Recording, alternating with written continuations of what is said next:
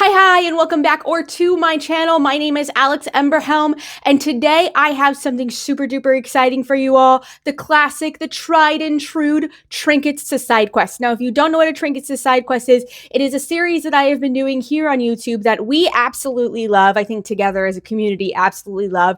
And it is where I turn the trinkets from the PHB, both the 2024 and the 2014, they're the same, into side quests for you to do with your trinkets, because it is so fun to roll with your trinkets, but it is so disappointing whenever nothing ever happens to them.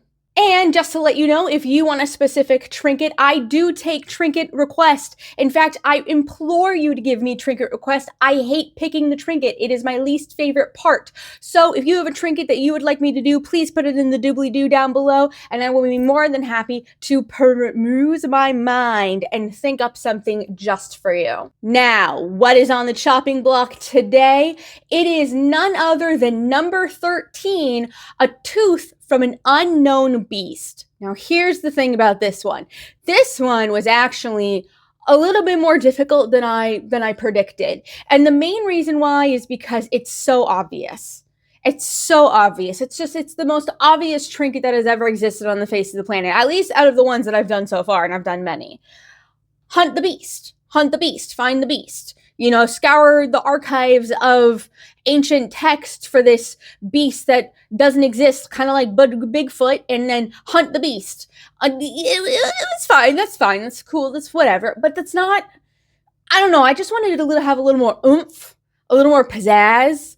And so I came up with something that is a little more pizzazzy, a little more oomphy, and you get something super cool out of it as a prize. I mean, in every one of my Trinkets to Side quests, you get something super cool as a prize, but this one your players are going to have a lot of fun with.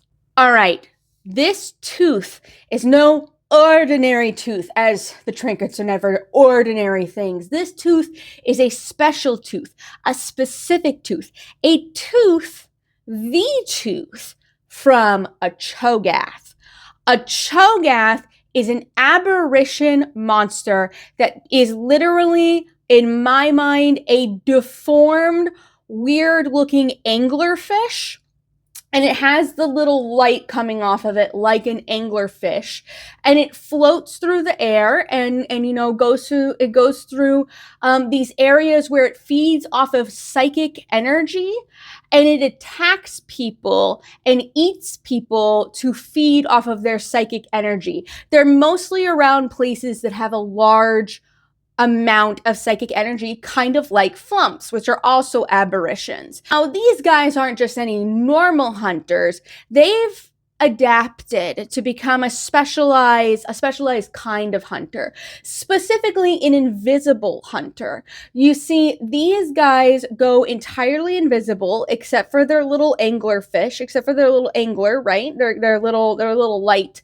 And as it becomes night, things get attracted to the light, like, oh, what is that? Ooh, what's going on? And then it's whoosh, the anglerfish attacks, or the Cho-Gath attacks. And the Cho-Gath consumes the person's psychic energy and mind energy and leaves the body. So that's kind of the thing about these anglerfish, is that they feed off of psychic energy, so they leave the bodies. But they do like mangle the body so that they can feed off the psychic energy. So there is that. Now, what exactly is this tooth? This tooth is their front tooth, and it's about 4 inches long. They're a large beast. It's about 4 inches long. This tooth specifically is where their magical power comes from. Their ability to turn invisible, their ability to exist, all comes from this tooth. And when they die or, you know, dissipate, the tooth actually remains. And with this tooth, you can craft things like an invisibility potion. So getting into the side quest, your players will come across a traveling salesman at some point with a caravan and all that kind of stuff. And it's going to be a bone collector.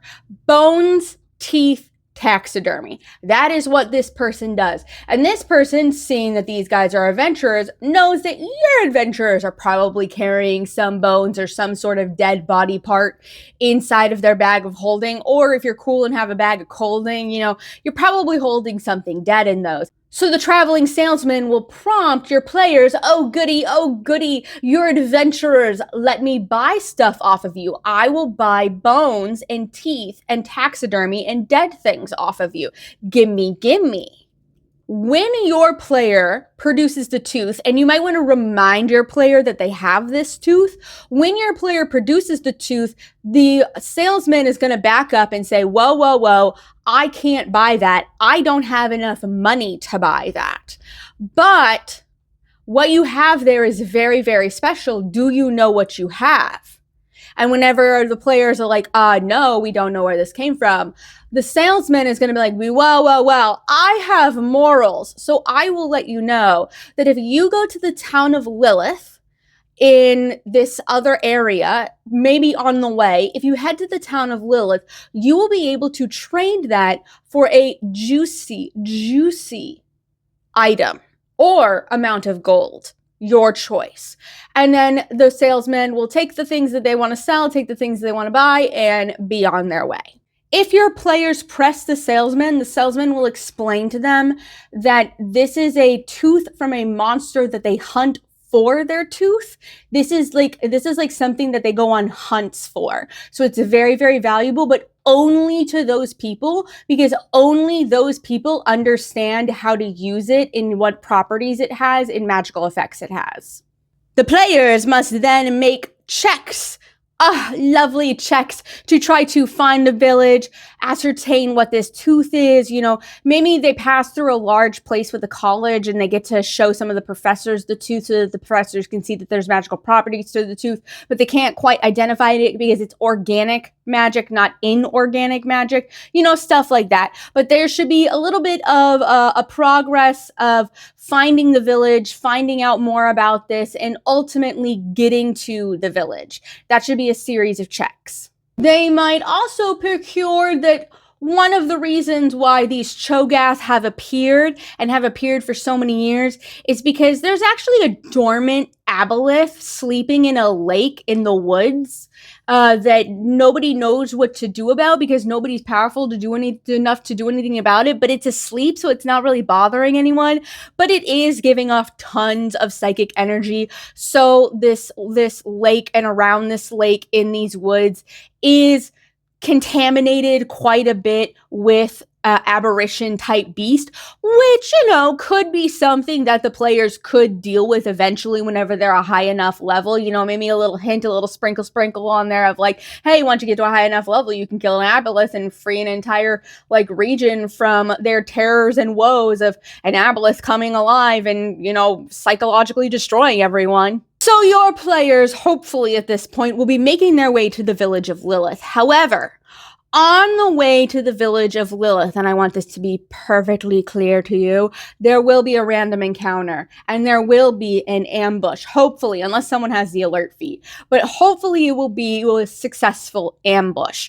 And this ambush will be of some Cho-Gath, and they will have to fight invisible monsters, which is not something that you do every day, especially at low levels. And I did make this a CR5 thinking that you would be able to fight it at a lower level, like one or two of them. So I thought that this would be a really fun encounter. I don't know, you don't get to encounter many things that can cast invisibility on itself, so it's a lot of fun.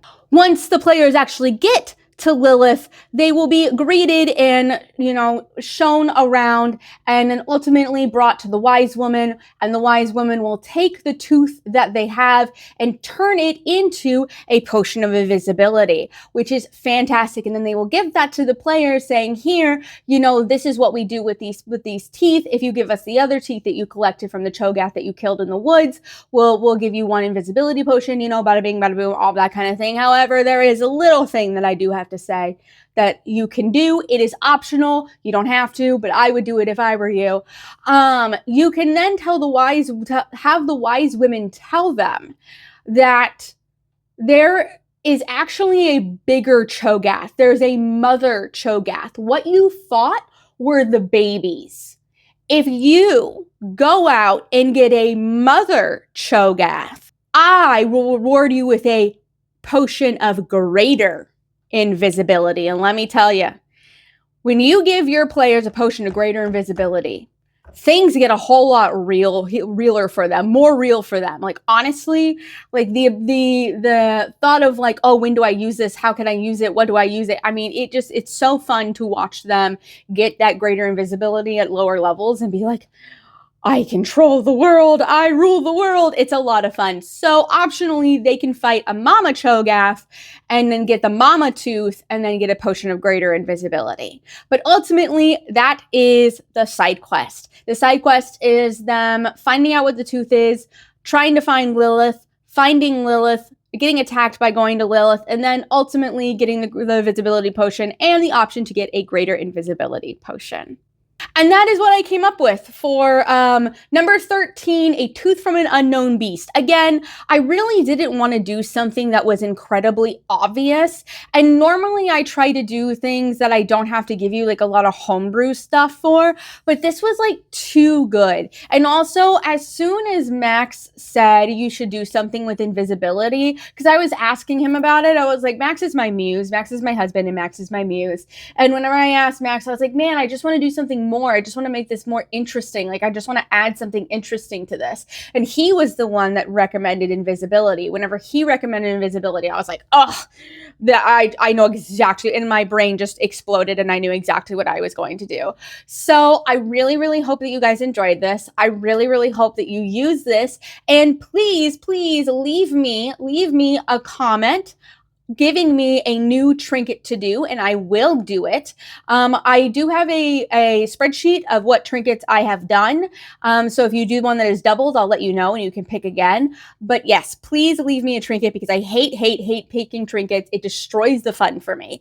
I like whenever somebody else picks a trinket and then I go in and sprinkle my little magic on there. All right, that's gonna do it for me. I really appreciate you guys being here. If you could do me a huge favor and subscribe, that would mean a lot to me because I am trying to reach 1K on this platform, and I really think that we're gonna do it by the end of the year. But by the end of the year, I want to reach 1K. So if you could please subscribe, that would mean a lot to me. Leave a trinket request if you wish. And yeah, this was so much fun. This was a lot of fun, and I'm definitely gonna do this again. I mean, obviously I'm going to do it again because I have to do all 100. And then I actually looked at all of the trinket tables that have been made by Wizards of the Coast. And my favorite besides the PHB is actually Strahd's trinket table. So I think I'm going to do Strahd's trinket table after I do this one because it's just too good. It's just too good, guys. So yeah, let me know your thoughts. Leave a comment down below and please subscribe. Thank you so much. You are always welcome at my table, and I'll see you at the next video.